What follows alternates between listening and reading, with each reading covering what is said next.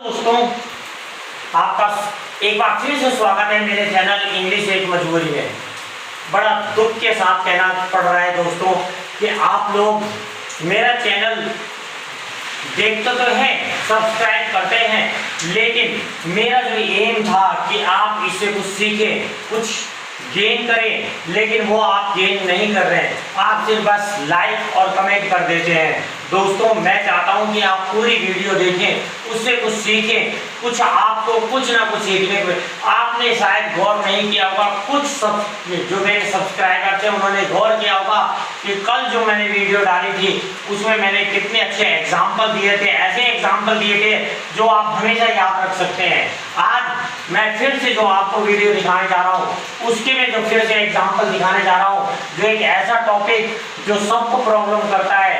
तो दोस्तों, मैं चाह रहा हूँ कि आप हमारे आप लोगों ने इससे पहले मेरे सब्सक्राइबर्स दोस्तों बहुत अच्छा अपना रिस्पॉन्स दिया।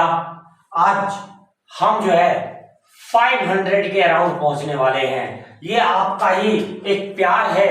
ये इस चैनल के माध्यम से आप लोगों ने जो सीखने की कोशिश की है, आज आप एक नया टॉपिक शुरू करने वाले हैं और आज का टॉपिक का नाम है प्रीपोजिशन। प्रीपोजिशन ही एक ऐसा टॉपिक है जिसमें हमेशा कोई ना कोई गलती होती रहती है। तो आज preposition on, at, over, above, सिर्फ इतने का डिफरेंस मैं आपको समझाना चाहता हूं। एक्चुअली प्रीपोजिशन एक ऐसी चीज है।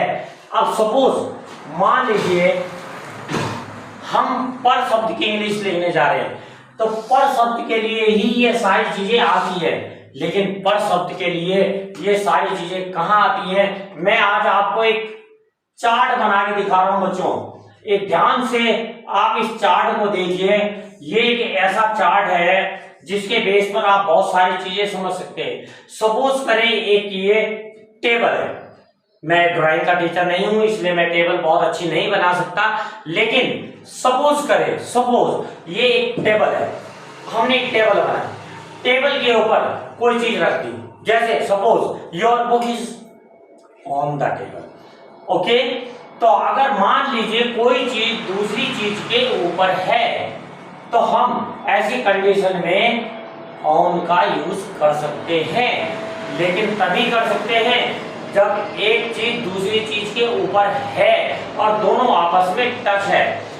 जैसे मैंने अभी आपको बताया कि my book is on the table, क्योंकि बुक और टेबल दोनों आपस में टच है।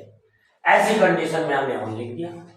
लेकिन अगर दोनों आपस में टच नहीं है, क्या ऐसी कंडीशन भी होती है कि हम एक चीज के ऊपर दूसरी चीज रख दें और दोनों आपस में टच ना हो सकता है दोस्तों, होता है। सपोज क्यों? आप अच्छी तरह जानते हैं कि नदी के ऊपर पुल बनना, नदी और पुल दोनों कभी आपस में टच नहीं होते हैं, सिवाय एक के। आज तक जो इंडिया में पुल बना है जो कि बिल्कुल टच था, वो था जो श्री राम जी ने लंका में जाने के लिए बनाया था। उसके बाद आज तक कोई भी टच होकर नहीं बना। इसीलिए जब एक चीज दूसरी चीज के ऊपर है और दोनों चीज आपस में टच नहीं है तो हम ऐसी कंडीशन में ओवर लिखते हैं। जैसे एग्जाम्पल, सिर्फ यही नहीं कि नदी के ऊपर पुल बनना। आपने कहा मेरे सर के ऊपर एक टोपी है। अरे भाई, टोपी है तो टोपी तो क्या सर के ऊपर रहेगी? टोपी आपके सर पे टच रहेगी ना। मेरे सर पर एक टोपी है। यही रूल मैंने कल आपको समझाया था कि हैज आप का यूज करते हैं कि रखने की इंग्लिश, कि I have a cap on my head. अब हमने इसमें हेड ऑन क्यों यूज किया जानते हैं? क्योंकि ये सर पे टच हो। लेकिन अब थोड़ा डिफरेंट लेके चलते हैं कि मेरे सर के ऊपर एक छाता है। क्या आप छाता बिल्कुल ऐसे टच करके लेके चलते हैं? नहीं ना। तो ऐसी कंडीशन में मेरे सर के ऊपर एक छाता है, छाता और सर दोनों के ऊपर एक डिफरेंस होता है। ऐसी कंडीशन में ही तो ओवर का यूज होता है, जब एक चीज दूसरी चीज के ऊपर होती है और दोनों आपस में टच ना हो। कि आई हैव एन अम्ब्रेला। क्या लिखे दोस्तों? ओ ऑन माई हेड नहीं, क्योंकि ऑन में तो टच हो जाएगा। ओवर माई हेड दोनों आपस में एक दूसरे के टच नहीं है, इसीलिए हम लिख रहे हैं ओवर माई हेड। अब तो समझ में आ गया होगा दोस्तों कि डिफरेंस क्या है। ऑन में और में बहुत बड़ा डिफरेंस है। अब आपने देख लिया कि एक चीज टच थी, सपोज ये हमने जो मेज बनाई टच थी, तो हमने टच के ऊपर ऑन का यूज कर दिया। लेकिन जब वो चीज दूसरी चीज के ऊपर है, जैसे सपोज आप इस वक्त अपने कमरे में बैठे हुए हैं, आपके सर के ऊपर पंखा चल रहा है, तो क्या आप ये कहेंगे कि ऑन माई हेड, क्यों वो आपके सर के ऊपर नहीं चल रहा है? आप यही कहेंगे ओवर माई हेड। अब इसके बाद अगली बारी आती है, वो है एट। आखिर एट क्या है? हमने इस टेबल के सामने थोड़ा सा ये बनाया।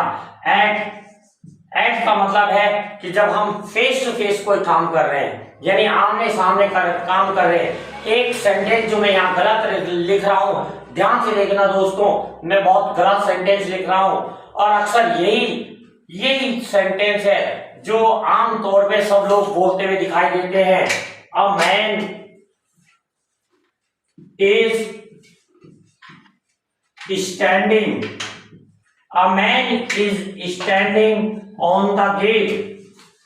अरे भाई, एक ये सेंटेंस सिंपल सा, सब कोई मैंने देखा है बोलते हुए, a man is standing on the gate. एक आदमी गेट पर खड़ा है। अरे वो गेट के ऊपर थोड़ी ना चढ़ गया है,